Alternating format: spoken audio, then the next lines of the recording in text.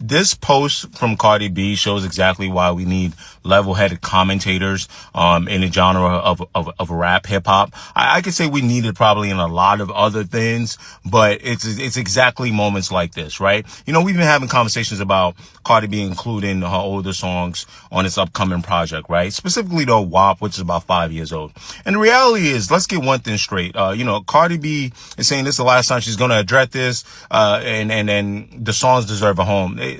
Cardi B can do whatever the hell she wants to do, right? That's the nature of the world we live in today, right? Artists have more freedom. They can coordinate with the label to do whatever they think is more profitable and better for their career. Like, I get it, right?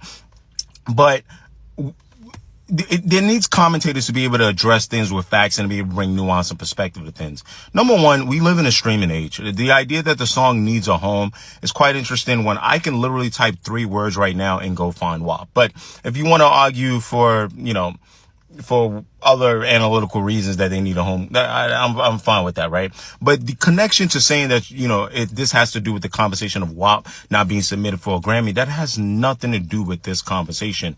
On a grand scheme of things, yeah, you shouldn't let haters detract you from doing things that are as simple as not getting your song submitted for a Grammy.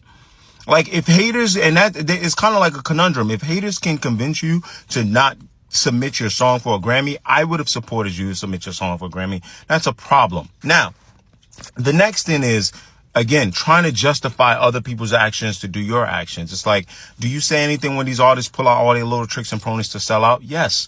We bagged on Travis Scott. Rules have been changed for people like Travis Scott.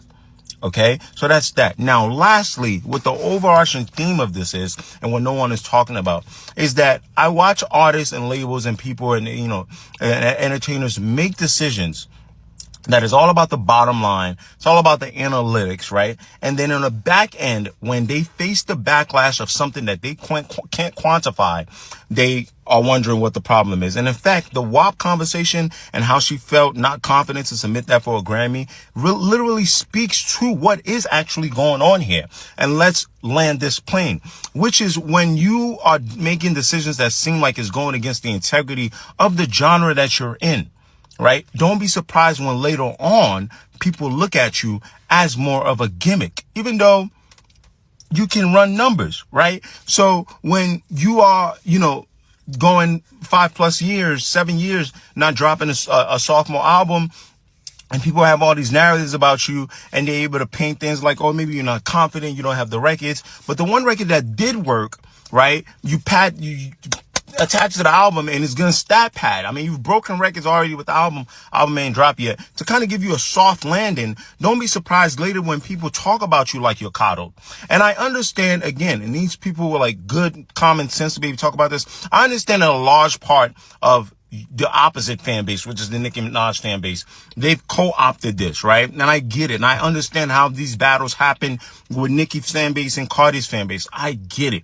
But the idea that you can just type up a storm and just yell at the rest of the internet, tell them, let's go eat cake, when you are not looking, right, at sort of like the long-term effects of what you're doing. You're adding to the problem about, you know, artists pulling out all these tricks and ponies. And where are we going to go? So, you know, when people make, you know, statements like, now let them eat cake, go cry about it, and I know what the callback is there. What happened to the last person that said let them eat cake, right? Just very odd. You know, if y'all care about the money, you don't care about the art, you don't care about, because that's what you're doing. You're diluting the project. You're signaling to the audience that you don't care about curating a project the right way. That's what this is. And it's something that seems trivial, right? But it speaks later to how people are going to judge you as an actual legit artist, specifically within hip hop. So I hope I said this right. I know most of you, you have a pea brain and standing, and that's why she hid behind you guys as fans, right? Right up here. My fans have been asking me, no,